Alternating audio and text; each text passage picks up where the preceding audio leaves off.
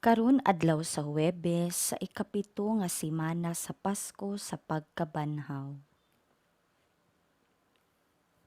Ang ebanghelyo karong adlawa mao ang katapusan sa pag-ampo ni Hesus alang sa iyang mga tinun-an. Sa katapusan ni ining pag-ampo, si Hesus nangayo nga ang iyang mga tinun-an kahatagan sa duha ka butang.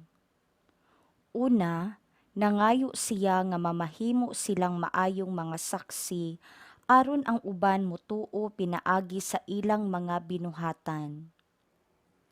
Ikaduha, nangayo siya nga sila magpabiling nagkahiusa. Kining kahiusahan nanukad diha sa ilang gugma alang sa Dios ug alang sa usag-usa. Tinuod kini duruha ka bahin konektado ra.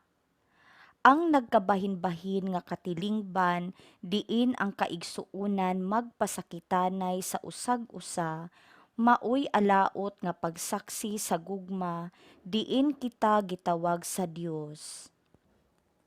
Daghan ang panahon ug kusog nga atong nagamit diha sa panagbingkil ug mas minus ang atong paghago sa pagpaambit sa maayong balita ug sa pagbudlay nga matukod ang gingharian sa Dios. Apan kun magpuyo kita diha sa gugma nga gipakita ni Hesus kanato, mamahimo kitang banwag sa paglaom diha sa kalibutan nga nagkabahin-bahin ug magkabig kini sa tanang katawhan ngadto sa kahayag ni Kristo. Pamalandong.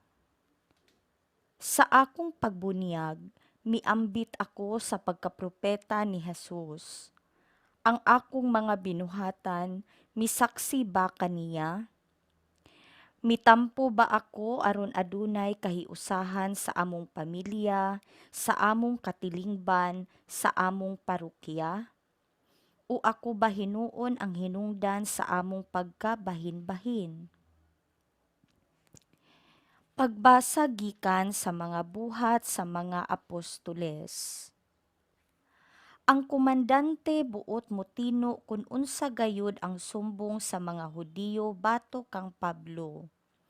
Busa pagkasunod adlaw, gipatangtang niya ang mga kadena ni Pablo ug gipatigom niya ang mga kadagkuan sa mga pari ug ang tibuok labawng hukmanan.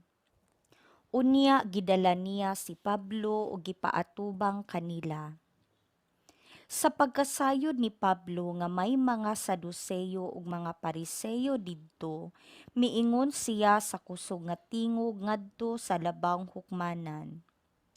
Mga igsuon, ako Pariseyo ug anak pagayod sa usa ka Pariseyo. Gipaatubang ako dinhi tungod kay nagtuo ako nga banhawon ang mga patay. Sa pagsulti gayud niya niini, ang mga Pariseyo ug ang mga Saduseyo nagkalalis ug nabahin ang pundok.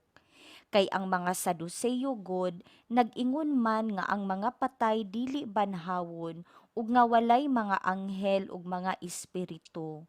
Apan ang mga Pariseyo nagtuo niining tanan. Misamot ang panaglalis ug ang pipila ka mga magtutudlo sa balaod nga sakop sa pundok sa mga Pariseyo, mitindog ug mitutol pag-ayo nga nag-ingon. Wala kami nakitang buhat nga dautan ni ining tawhana. Tingalig may espiritu o anghel nga nagsulti gayud kaniya. Ang panaglalis miinit pag-ayo ug tungod niini ang komandante nahadlok nga kunis-kunison nila si Pablo. Busa gipakanaog niya ang mga sundalo aron pagkuha kang Pablo ug pagdala kaniya ngadto sa kwartel.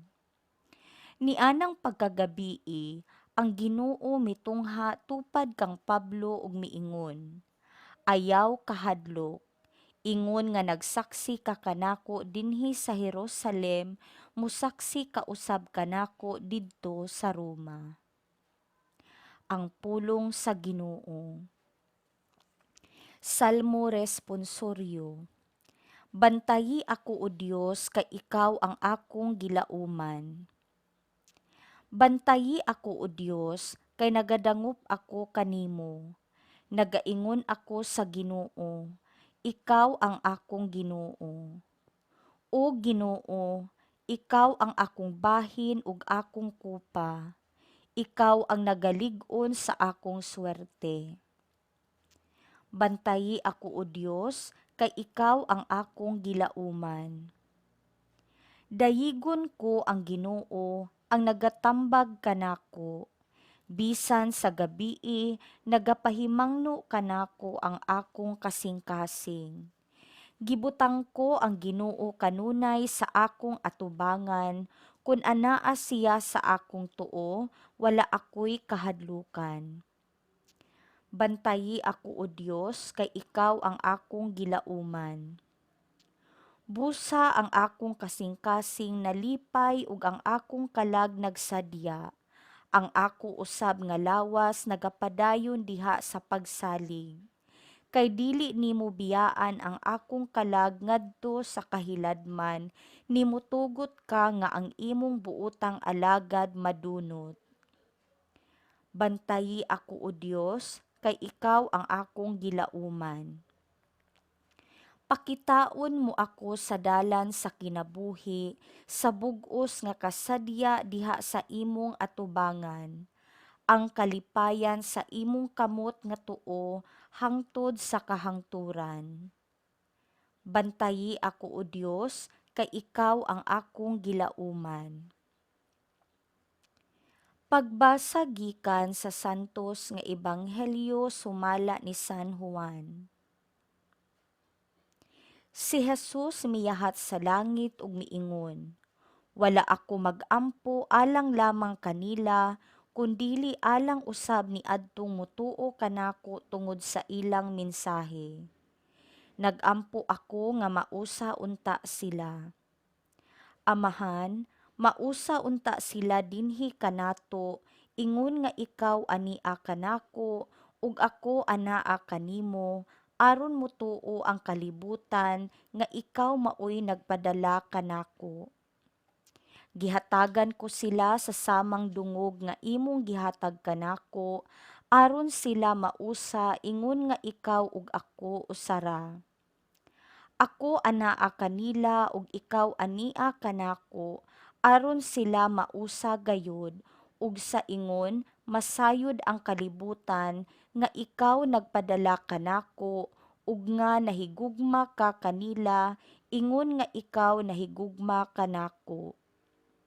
Amahan, gihatag mo sila kanako, ug buot ko nga bisan asa ako, atoa usab sila aron makakita sila sa akong himaya, ang himaya nga imong gihatag kanako.